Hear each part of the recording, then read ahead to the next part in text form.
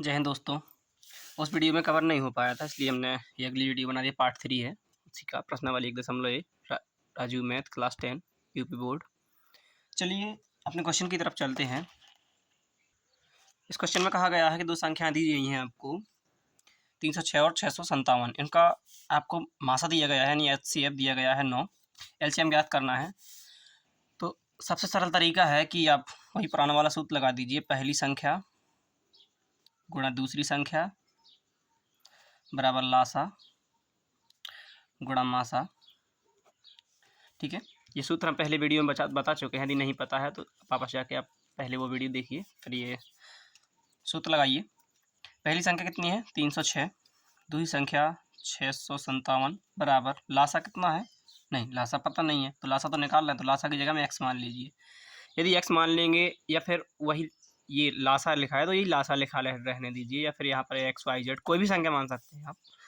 और मासा कितना है आपका? 9। तो सबसे पहले तो इसमें पक्षांतर करना आना चाहिए आपको। पक्षांतर करने के लिए ये संख्या केवल जिस संख्या का मान निकालना है वही संख्या इस तरफ रहती है। बाकी अदर संख्याएं वो इसके नीचे आगे पीछे जहाँ भी चली जाती है। यदि प्लस में होगी तो माइनस में चली जाएंगी, गुणा में होगी तो बटे में चली जाएंगी, भाग में होगी तो यहाँ पर गुणा में चली जाएंगी। तो ऐसा होता है, ठीक है। तो सबसे पहले आपको पक्षांतर आना चाहिए। पक्षांतर का मतलब होता है कि जैसे कोई संख्या यहाँ पर 2 + 3 लिखा है और बराबर में यहाँ पर 3 + 4 लिखा है, 3 + 4 लिखा है, ठीक है। तो यदि हम इन संख्याओं को इस तरफ पहुँचाएंगे, यानी यहाँ पर मान लीजिए कोई x लिखा हुआ है, इसके यहाँ वैल्यू पता करनी है, तो हम जब इस 2 को यहाँ पर पहुँचाएंगे तो हो जाएगा x + 3 बराबर 3 + 4।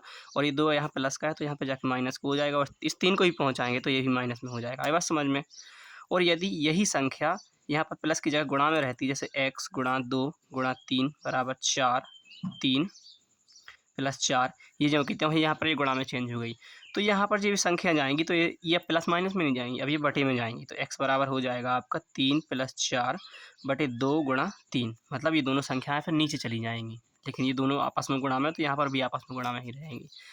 अब यदि यहाँ पर ये संख्या भाग में होती, जैसे x/2 बराबर 3 + 4, ठीक है। यहाँ पर दो संख्या, एक संख्या कितनी भी हो सकती है। तो अब ये भाग में है, मतलब x के भाग में है, तो यहाँ पर अब ये गुणा में जाएंगी इनके, तो हो जाएगा x बराबर 3 + 4 और यहाँ पर कोष्टक लग जाएगा, फिर हो जाएगा गुणा 2, ठीक है। तो पक्षांतर आपको समझ में आ गया होगा। तो इसी प्रकार अब ये गुणा में है तो ये किस में जाएगी? बटे में, यानी भाग में। तो हो जाएगा 306 × 657 बटे में आ जाएगा 9 बराबर x। अब 9 से काट सकते हैं, 9 दूनी 18, 9 तीस 27 और 9 तीस 27, 28 29 30, 9 चौक 36, ठीक है। तो 34 आ गया, 34 बार में 306 कट गया, 34 गुणा इसमें करा दीजिए तो आपको क्या निकल के आ जाएगा? लासा निकल के आ जाएगा, ठीक है। 34 गुणा इसमें करा लीजिए, ठीक है। इनको गुणा कराने पर 22 33 8 आएगा, तो x की वैल्यू कितनी निकल के आ जाएगी? x मतलब x किसको माना था हमने? यहाँ पे लासा को माना था, तो लासा निकल के आ जाएगा आपका 22 33 8, ठीक है। अगले क्वेश्चन की तरफ चलते हैं। देखिए यहाँ पर 5वां क्वेश्चन, वीडियो लंबी हो जाएगी इसलिए हम उतार नहीं रहे हैं। आप यहीं पर देख लीजिए, आपके पास किताब होगी तो शायद आप उसमें देख लीजिए, नहीं तो हम इसमें दिखा दे रहे हैं। बोल रहा है कि यदि HCF आपका जो है 225 और 60, और उसका HCF को आपको, मतलब जो उसका HCF है ना 225 और 60 का, तो इनके HCF को इसके बराबर में लिखा जाता है। मतलब 225 × 5 - 10x, इसके बराबर में आपका इसका HCF यानी मासा लिख दिया जाता है। तो आपका यहाँ से x की वैल्यू फाइंड करनी है, ठीक है। तो उसको x की वैल्यू निकालने के लिए हम आपको तरीका बताते हैं, ठीक है। वो बोल रहा है 225 और 60 का पहले मासा निकाल लीजिए, और जितना भी मासा है आपको इसके बराबर में लिख देना है, ठीक है। 60 और 225 का पहले आप मासा निकाल लीजिए। 30 दूनी 60, 15 सॉरी 2 15 30, 5 15, 5 1 5, 5 से निकाल क्या 3 से 5 2 7 2 9, हाँ शायद 3 से कट रहा है ये। 30 7 21, 5 15 और 3 दूनी 6, 5 15, शायद 3 से नहीं कट रहा, 5 से काटेंगे, 5 25, 5 1 5। इसमें क्या कॉमन मिल रहा है? 2 × 2 × 3 × 5, और इसमें हो रहा है 3 × 3 × 5 × 5। कितनी संख्या दोनों में कॉमन मिल रही है? क्या 2 मिल रहा है? नहीं। क्या 3 मिल रहा है? हाँ, और 5 भी मिल रहा है। तो इसमें 3 और 5 दो संख्या कॉमन मिल रही है, 2 नहीं मिल रहा है। तो 3 गुणा 5, 3 5 15, तो मासा कितना आ जाएगा 15। अब वो बोल रहा है कि जितना ही मासा आया उसके सामने लिख दीजिए, तो आपका हो जाएगा 225 गुणा 5 माइनस 10x बराबर कितना 15। इसके मासा को इसके बराबर में लिख दीजिए आप। तो अब आपको हल करना है, हमने पहले ही बताया था कि जिसकी वैल्यू फाइंड करनी है उसको इस तरफ रहने दीजिए, बाकी संख्याओं को इस तरफ ले जाना है। तो आपन को केवल x का मान चाहिए, तो इसको इन संख्याओं को आप वहाँ ले जाएंगे, ठीक है। तो हो जाएगा आपका, पहले आप इनका गुणा करा लीजिए, ठीक है। तो इस समीकरण को हल करने के लिए आपको बॉड मास का नियम लगता है। तो यदि आपको बॉड मास का नियम नहीं पता तो हमने इस पर ऑलरेडी वीडियो बना दिया है, आप जाके वो चेक कर सकते हैं। तो अभी आप देखिए बॉड मास रूल यह होता है कि पहले गुणा मतलब जोड़ घटाव से पहले गुणा करते हैं। तो गुणा कर लीजिए, 5 25 की 5 हंसा लगाई 2, 5 दूनी 10 2 12 की 2 हंसा लगाई 1, 5 दूनी 10 11, 11 25 यहाँ पर आ चुका है बराबर, इसको लिख दें 10x बराबर 15। अब ये चीज़ हमारी इस तरफ जाएगी, तो आप हमने पक्षांतर के नियम में बताया कि जो चीज़ यहाँ प्लस की होती है वही यहाँ जाके माइनस की हो जाती है। तो माइनस 10x बराबर 15, और ये जहाँ पे प्लस की थी यहीं पे आके माइनस की हो जाएगी 11 25। अब चूंकि ये 11 25 माइनस की वैल्यू ज़्यादा है तो प्लस की वैल्यू को हम इसमें से घटा देंगे, तो हो जाएगा माइनस 10x बराबर 15 को इसमें से घटाएंगे तो 0, 2 में से 1 गया 1, और यहाँ पर 11 जो करते हो, ठीक है। तो हमारा जो संख्या निकल के आई है 11 10, ठीक है। तो हम क्या करेंगे कि ये संख्या माइनस की थी ज़्यादा, तो यहाँ पर माइनस वही भी रहेगा। फिर हमको क्या करना है, माइनस से माइनस को काट देना है, ठीक है। बराबर में कोई चीज़ सेम सेम होती है तो वो कट जाती है। तो अब 10, अब चूँकि हमको x की वैल्यू, केवल x की वैल्यू पता करनी है, तो हमको 10 को भी इस तरफ लाना पड़ेगा। अब ये 10 x किस चीज़ में है, मतलब ये 10 x के गुणन, मतलब यहाँ पर गुणा का चिन्ह लगा होगा। यदि 10 और x के बीच में कुछ नहीं है तो यहाँ पर गुणा या इंटू माना जाता है। तो हमने बताया था पक्षांतर में, जब कोई चीज़ गुणा में होती है तो बटे बराबर, इस बराबर की तरफ जाने में कि भाग में पहुँच जाती है। तो x बराबर हो जाएगा 1110 बटे 10, ठीक है। तो यहाँ से 1 0 से 1 0 कट जाएगी, 1 का कोई महत्व ही नहीं बचा फिर, तो x का मान हो जाएगा 1 1 1, यानी 111 आपका यहाँ पर आंसर निकल के आएगा, x की वैल्यू निकल के आएगी। इसी क्रम में छठा क्वेश्चन देखिए आप। छठा क्वेश्चन बोल रहा है आपको, यहाँ पर फोकस कर लेते हैं। छठवां क्वेश्चन कहाँ पर, यहाँ पर है, देखिए अभी यहाँ पर सही से नहीं आ पा रहा, अब देखिए अब दिख रहा है सही। तो छठवां क्वेश्चन है कि 120 और 225, अभी हमने पाँचवा लगाया था, अभी हम छठवां लगाने वाले हैं। 120 और 225 बराबर 15, ठीक है। मतलब यहाँ पर HCF लिखा है तो इसका मतलब ये लासा नहीं, मतलब मासा कितना है 15 15, तो हमको लासा निकालना है। मतलब अभी 120 और 225 का हमको क्या निकालना है, लासा। तो मासा तो उसने 15 दे दी है, लासा निकालना है, तो उसी पुराने वाले सूत्र से निकाल लीजिए। पहली संख्या गुणा दूसरी संख्या बराबर लासा गुणा मासा। पहली संख्या कितनी, यहाँ पर देख लीजिए आप, पहली संख्या कितनी थी अपनी 120, दूसरी संख्या कितनी थी 225, बराबर लासा निकालना था तो लासा को x मान लीजिए, गुणा मासा कितना 15 दिया है। 15 को इस तरफ पहुँचाइए, पक्षांतर में जो चीज़ गुणा में होती है, ठीक है, जो चीज़ गुणा में होती है वो वहाँ बटे में आ जाती है। तो 120 गुणा 225 बराबर x, और यहाँ पे 15 बटे में पहुँच जाएंगे आपके। तो 5 से काट दिए, 5 15 और 5 चौका 20 5 25 और 3 15 45, और 15 गुणा हो जाएगा इसमें, ठीक है। तो x बराबर निकल के आएगा आपका 0 15 दूनी 30 की 0 असल लगाई 3 15 1 15 16 17 18, तो 1800 आपका क्या निकल के आएगा, लासा। ये आपका आंसर है। क्वेश्चन नंबर 7 बोल रहा है आपका, देखिए यहाँ पर लिखा हुआ है। क्वेश्चन नंबर 7 कह रहा है कि आपका जो संख्या है व्याख्या कीजिए कि 3 गुणे 12 गुणा 101 प्लस 4 जोड़ने पर क्या ये जो उसका गुणनफल निकल के आएगा उसमें 4 जोड़ने पर क्या ये भाज्य संख्या बनेगी या अभाज्य संख्या बनेगी। तो चेक करना है कि इसका फ्रैक्शन होगा या नहीं। अब चूंकि 4 जुड़ रहा है इसमें तो भाज्य हो भी सकती है, नहीं भी हो सकती है, ये हम लगा के पता करेंगे, ठीक है। तो हम पहले इसका गुणा करा लेते हैं। 12 36 गुणा 101 प्लस 4, ठीक है। आपका 36 गुणा 101 में करना है तो आपका दो तरीके यहाँ पर, एक तो ये है कि आप डायरेक्ट 36 गुणा 101 में करा दीजिए, या फिर इसका एक तरीका और होता है, आप लिख सकते हैं 36 गुणा 100 प्लस 1 प्लस 4। तो यहाँ पर हो जाएगा 3600 प्लस 36 एकम 36 प्लस 4, और 36 से 36 को जोड़ दीजिए तो 36 36 आपका आ जाएगा, प्लस में 4 हैं ही आपके, 4 जोड़ दीजिए तो संख्या निकल के आएगी आपकी 36। यहाँ पे 4 जुड़ जाएगा तो 6 4 10 की 0 हंस लगी 4, 36 40 संख्या आपकी निकल के आएगी। तो वो कह रहा है कि ये संख्या भाज्य है कि अभाज्य है। तो देखो यहाँ पर 0 है, आसानी से इसको कट जाना है, तो ये संख्या भाज्य ही है, काट दीजिए। 2 से कट जानी है आपकी, ये 4 से, 5 से कट जानी है आपकी, ये काफ़ी संख्या से कट रही है। तो ये एक भी संख्या से कट जाए तो भाज्य है। या फिर इसके भाज्य का मतलब होता है कि 2 से ज़्यादा फ्रैक्शन हो, मतलब एक तो ये संख्या खुद से कट सकती है, 36 40 खुद से कट सकती है, और 1 1 से कट सकती है, और फिर ये 2 से कट रही है, 4 से शायद कट रही है, और यहाँ पर शायद अब 5 से कट रही है। तो बहुत सारे फ्रैक्शन है इसके, और 2 फ्रैक्शन होते तो अभाज्य होती, लेकिन 2 से ज़्यादा फ्रैक्शन है तो आप, ठीक है, फैक्टर आपके 2 से ज़्यादा हैं तो अब इसकी मतलब भाज्य है ये संख्या। ठीक है, अगले क्वेश्चन पे देखिए। क्वेश्चन नंबर 7 को भी ये आंसर में दिख रहा है आपके कि भाज्य संख्या है इसमें, और कोई यहाँ पे कोई आंसर नहीं आया है, सीधा सीधा लिखा है कि ये भाज्य संख्या है। चलिए क्वेश्चन नंबर 8 की तरफ चलते हैं। क्वेश्चन नंबर 8 बोल रहा है कि 18 और 117 के HCF को, मतलब जितना इनका और इनका HCF आएगा ना, उनको हम 18m माइनस 117 के बराबर में लिख सकते हैं, मतलब जिन उनका मासा इतने के बराबर है। तो वो कह रहा है कि m का मान ज्ञात कीजिए, साथ ही 18 और 117 का लासा भी निकालना है आपको। तो पहले तो आप इसका मासा निकाल लीजिए, और मासा को बराबर इतने के बराबर में लिख देना है आपको, फिर आपका m की वैल्यू निकालनी है। ठीक है, तो चलते हैं क्वेश्चन लिखते हैं।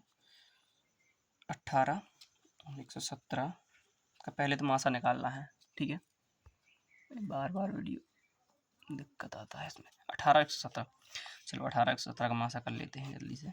2 6 2 नंबर 18, 3 3 9, 3 एकम 3, 117 पास में लग गया, थोड़ी दूर लिख कर देते हैं इसका। 117 7 1 8 1 9, 3 से कट रहा है, 3 3 9, 3 9 27, फिर 3 से कट रहा है, 3 एकम 3 3 9, 13 से कट रहा है, 13 एकम 13। इसमें कुछ कॉमन मिल रहा है क्या? इसमें तीनों 3, यानी कि 3 गुणा 3 इसमें कॉमन मिल रहा है, 3 गुणा 3 इसमें कॉमन मिल रहा है, तो 3 3 9 और 9, इसका क्या हो जाएगा? मासा। अब बोल रहा है जितना ही मासा आ रहा है इसका, जितना ही मासा आ रहा है ना, तो वो आपका किसके बराबर है? देखो इसमें लिखा है आपका मासा किसके बराबर है? 18m माइनस 117 के बराबर है। तो हमको लिख देना है 18m माइनस 117 बराबर कितना? 9। ठीक है, तो हम कितना लिख देना है? अब 18 माइनस 117 उसको 9 के बराबर में लिखा गया है, तो ये माइनस में इस तरफ, हमने पक्षांतर में बताया कि जब भी कोई संख्या इस तरफ जाती है तो माइनस से प्लस में हो जाती है। 18m बराबर यहाँ पर जाएगी तो 9 प्लस 117 हो जाएगा। ठीक है, अब आपका 117 इसमें जुड़ जाएगा, तो 18m बराबर 9 7 16 की 6 असल लगाइए, तो 1 1 2, 126 हो जाएगा। अब चूंकि आपको यहाँ पर ये 18m के गुणा में है, तो कोई भी संख्या मैंने बताया था जब गुणा में होती है और इस तरफ जाती है तो भाग में हो जाती है, तो m बराबर हो जाएगा 126। ये संख्या इसके नीचे पहुँचेगी तो 126/18, और 18 के भाग में ही 126 आता है। ठीक है, तो देखिए 18, तो 18 7 126, तो m बराबर कितना आ जाएगा? 7। 7 आपका किसकी वैल्यू निकल के आई? m की, जो उसको बोला था। वो कह रहा है कि इसका लासा भी निकालिए, तो निकाल दीजिए। 18 117 का लासा भी बहुत आसान है। 2 नंबर 18, 117 2 से कट नहीं रही, तुम जब कहते हो लिखते हुए 3 3 9, 39 39 3 117, और 3 से काटेंगे, 3 एकम 3, 13 3 39, फिर 13 से काट देंगे, आपका ये लासा निकल के आएगा। 2 गुणा 3 गुणा 3 गुणा 13, तो 6 18, 18 गुणा 13 कर लीजिए। गुणा की आपको हमने 2 विधि बताई थी, तो ऐसे नहीं होता, तो आप इसको लग सकते हैं 18 को 10 + 8 और गुणा 13 कर दीजिए। ठीक है, तो 130 हो जाएगा यहाँ पर, और 13 8 104। ठीक है, तो इन दोनों को जोड़ दीजिए, 104 और 130 को। ठीक है, 130 + 104 को 4 3 234 आपका लासा निकल के आ चुका है। देखो क्वेश्चन नंबर 9 में बोल रहा है आपको कि वो कह रहा है कि जांच कीजिए कि अपेक्षित संख्या n के लिए संख्या 6 की घात n 0 पर समाप्त होगी। यानी कि वो ये कहना चाहता है कि आप 6 की घात n का मतलब इस n की जगह हम कोई भी संख्या यदि रखें, 2 3 4 या अनंत तक कोई भी संख्या रखें, तो क्या इस 6 का जो 6 के हम 6 गुणा 6 गुणा 6 गुणा 6 करते जाएंगे तो क्या हमको बाद में 0 प्राप्त होगा? तो इसको देखो, पहले तो हम चेक करेंगे कि 6 की घाते n लिख दिया है उसने, तो n की जगह वो कोई भी संख्या रख सकता है, ठीक है। तो मान लीजिए हमें 6 की घाते n की यहाँ पर हमको n के बराबर में 2 मान लिया जाए। मान लीजिए हमने 2 माना है, यहाँ पर 3 भी 4 भी आप जो संख्या मान सकते हैं। तो इसका मतलब होता है 6 गुणा 6। अब 6 की घाते अगर 4 या 3 लिख दिया जाए तो इसका मतलब होगा 6 गुणा 6 गुणा 6, और इसके ऊपर 6 की घाते 4 लिख दिया जाए तो इसका मतलब होगा 6 गुणा 6 गुणा 6 गुणा 6। तो देखिए वो ये कहना चाहता है कि n की जगह पे हम कोई भी संख्या रख सकते हैं, लेकिन जब इनका इनका इनका इनका इनका इनका इनका इनका इनका गुणा किया जाएगा तो क्या जो गुणनफल आएगा उसके पीछे 0 आएंगी या नहीं आएंगी, या इनके पीछे 0 आएंगी या नहीं आएंगी। तो वो ये कहना चाहता है। तो ये चेक करने के लिए आपको पता होना चाहिए कि जो 0 बनती है ना गुणनफल में, 2 और 5 को मिला के 1 0 बनती है। आप चाहें तो चेक कर सकते हैं कि 2 गुणा 5 जितने भी होंगे उतनी 0 बनेगी। 2 पंचे 10, और यहाँ पर हम एक 2 और एक 5 और बढ़ा दें तो देखिए यहाँ पर 2 पंचे 10, 10 दूनी 20, 20 पंचे 100। यहाँ पर 2 ठों 2 है और 2 ठों 5 है, तो यहाँ पर 2 0 बनी। 1 ठों 2 और 1 ठों 5 होता तो यहाँ पर 1 0 बनती। इसीलिए आपके 6 में 2 और 5 के गुणज हैं या नहीं वो चेक करने के लिए आपको 6 के अभाज्य गुणनखंड करने पड़ेंगे। जैसे यहाँ पर करके देख लेते हैं हम। 6 के अभाज्य गुणनखंड करके 2 3 6, 3 एकम 3। तो देखिए 2 6 में केवल 2 ही गुणनखंड है, 3 और 2। अब इसमें 2 तो है लेकिन इसमें 5 की और ज़रूरत है 0 आने के लिए, तो इसमें तो 5 है ही नहीं, इसमें तो 5 है ही नहीं। तो इसके हम ऊपर कितनी भी घात लगा दें, कितनी भी 2 3 4 कितनी भी घात लगा दें, इसके गुणनफल करने से 6 गुणा 6 गुणा 6 कितने भी करते जाओ पीछे 0 नहीं आना है, क्योंकि इस 6 के गुणनखंड में 5 ही नहीं है, 2 तो मिल रहा है। यदि हमें यहाँ पर एक बार 5 से और कट जाता तो हमको एक 0 मिल जाती, तो फिर हम लिख सकते थे कि 0 लिख सकती है। तो यहाँ पर क्या बोल रहा है वो कि क्या 0 पर समाप्त हो सकती है, तो यहाँ पर लिखना है नहीं। अब हम उत्तर भी देख लेते हैं इसका। 9 में का देखिए उत्तर में भी आपको साफ दिख रहा है कि 9 में लिखा है नहीं, ठीक है। चलिए क्वेश्चन नंबर 10 की तरफ। इसको वैसे ही लगाना है 10 में को कि जो पहले लगाया था आपने यहाँ पर ये वाला कि इसका गुणा कर दीजिए, इसको जोड़ दीजिए, फिर इसका गुणा कर दीजिए और फिर इसको जोड़ दीजिए, ठीक है। तो वो बताना पड़ता है कि बाद में भाज्य है या अभाज्य है, तो कर लीजिए इसको भी उसी प्रकार। अब एक बार क्वेश्चन देख लीजिए। कह रहा है 7 गुणा 11 गुणा 13 प्लस 13। पहले तो आपकी ये संख्या अलग है, इतना जान लीजिए कि यहाँ से यहाँ तक की ये संख्या अलग है और यहाँ से लेकर यहाँ तक की संख्या आपकी अलग है। तो आपको पहले तो इसका करना पड़ेगा और फिर इसका करना पड़ेगा। तो इसको करने के लिए पहले आप एक काम कीजिए, 7 गुणा 11 गुणा 13 करा लीजिए, इसमें 13 जोड़ दीजिए। तो चलते हैं क्वेश्चन की तरफ, लिखते हैं इसको। देखिए वर्डमास के नियमानुसार लगाने पर आपके पहले इसका गुणनफल, उसके गुणनफल में 13 को जोड़ना है, फिर इसका यहाँ तक गुणनफल यानी 1 तक इसका गुणनफल, फिर इसको 5 जोड़ना है। तो आप ये जान लीजिए कि बॉडमास में ये नियम होता है, और बॉडमास नहीं पता तो आप पीछे जाकर देख सकते हैं, वीडियो में अपलोड कर चुके हैं। तो देखिए यहाँ पर इसका गुणनफल और 13 जोड़ने पर हमको 10 से 14 प्राप्त होता है, और इसका गुणनफल 5 जोड़ने पर हमें 50 45 प्राप्त होता है। तो साफ साफ दिख रहा है कि इसमें पीछे 4 है, ये 2 से आराम से डिवाइड हो जाना है, इसे 5 है, आराम से 5 से डिवाइड हो जाना है, और भी फ्रैक्शन होंगे इसके। तो आप यहाँ पर लिख दीजिए कि वो पूछ रहा है कि भाज्य है या अभाज्य है।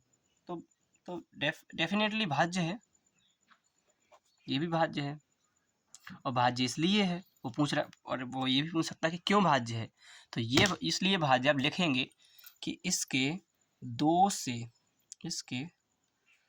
से ज़्यादा फैक्टर हैं। देखो एक तो ये संख्या स्वयं 1014 से कटेगी, दूसरा ये 1 से कट जाएगी।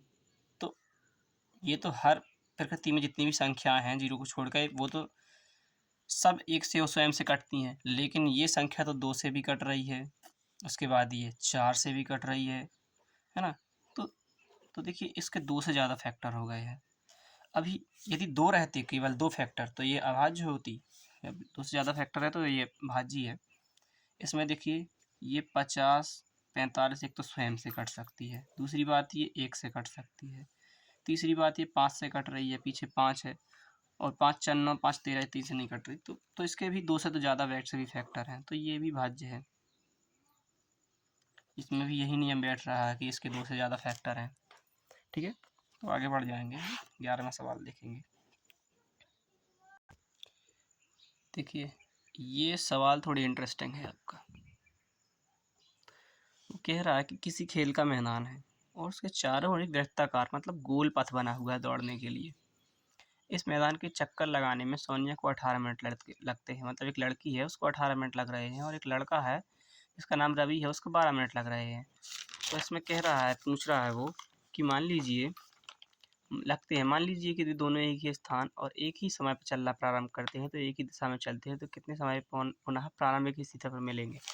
तो क्वेश्चन ये कहना चाह रहा है कि जैसे आपका एक मान लीजिए वृत्ताकार पथ है, ठीक है। अरे ये वीडियो का नहीं सही आ रही है।